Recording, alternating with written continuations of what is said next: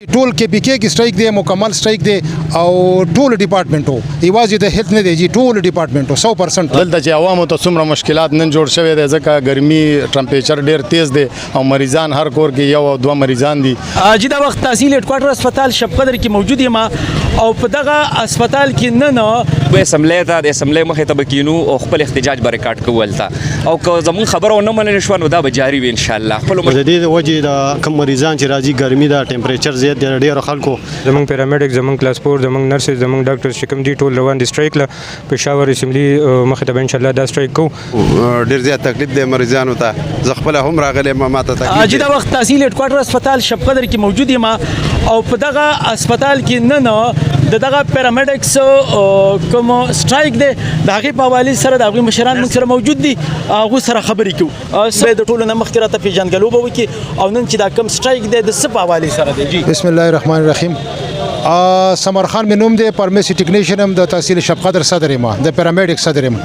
نن زمونږ سټرایک د تنخواګانو د پنشن باندې چې موږ د کم کټ لګولې دی او لګوي د هغې دپاره زمونږ نن سټرایک دی او احتجاج پروټیسټ له به پېښور ته ځو روانېږو که خیر انشاءالله. دا اسلام آباد والا و په هغې حکومت هغوی بجټ کې دغه زیات کړله 30% کړه ډسپیریټي او موږ ته 15% ته نو موږ دا حکومت ته دا هغه کوو اپیل کوو د کې پی حکومت ته چې موږ ته دا د اسلام آباد په دغه باندې د وفاق په دغه باندې هغه سي راکړي. ټول کې پی کې سټرایک دی مکمل سټرایک دی او ټول ډپارټمنټو یوازې د هیلث نه دی جی ټول ډپارټمنټو 100% آل ګورنمنت امپلایز چې کوم دي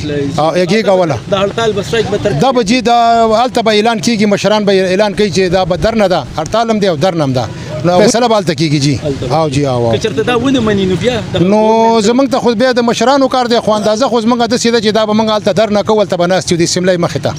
او کار څو ورځې و نو اندازه خو زمونږ داسې ده او نور مشران به بیا فیصله کوي. زما بشرګل نوم دی ضلعي صدر یم.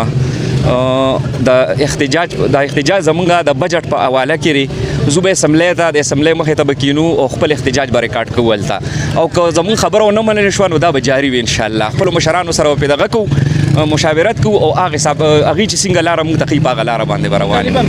مطالبه هم دا ده چې زموږ 10% شوی دی او دغه اسلام آباد 30% کړی دی وفاق او زموږ دغه چې هغې سره د موږ یو ځای کړي یو شان دي کړي. څه وایي چې دغه حکومت به دغه حساب وکړي تاسو؟ نو بس موږ خو کوشش دی او خپل کوشش به جاري ساتو چې دغه حساب وشي او کو نه شوله نو موږ به خپلو مشرانو سره هم دغه حساب روان یو چې هغې څنګه وي هغه حساب به ځو.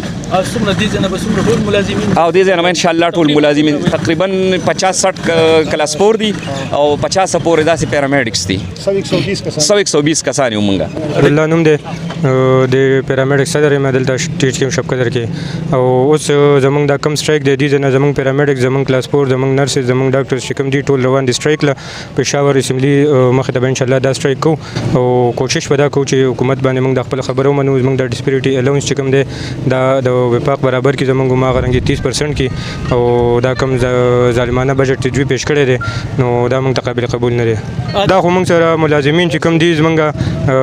که هغه استادان دي ټیچرز دي که پیرامیډکس دي د ټول ډپارټمنټ والا کوم کسان دي د دې ټولو دا هړتال دی. دلته چې کوم دا پیرامیډیک سټاف چې کوم دا سټرایک کړی دی لکه ټیک ته دا خو د دوی خپل حقوق دي پاکستان دی جمهوریت دی دوی ته موږ دا نه وایي خو دلته چې عوامو ته څومره مشکلات نن جوړ شوی دی ځکه ګرمي ټمپریچر ډېر تیز دی او مریضان هر کور کې یو او دوه مریضان دي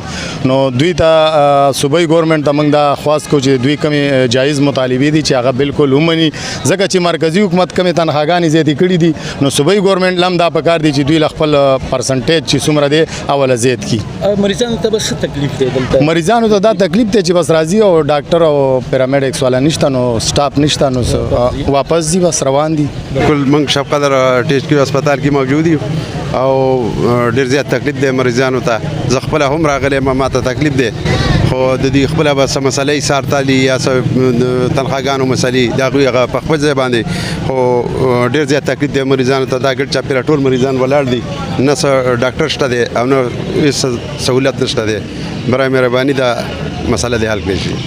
څنګه چې تاسو ټول ته پته ده چې نن د پیرامیډیک سټاف چې کوم دی هغوی هړتال دی د صوبایي حکومت کوم ناروا سلوک د وجې که نه نو د دې د وجې د کم مریضان چې راځي ګرمي ده ټمپریچر زیات دی ډېرو خلکو اکثر خېټه خرابېږي په دې ګرمۍ کې نو هغوی ته ډېر زیات تکلیف دی ځکه چې ډاکټران نشته پیرامیډیک سټاف نشته نو موږ صوبایي حکومت ته دا مطالبه کوو چې هغوی د دې کوم حقوق دي د هغوی خپل حقوق ادا کړي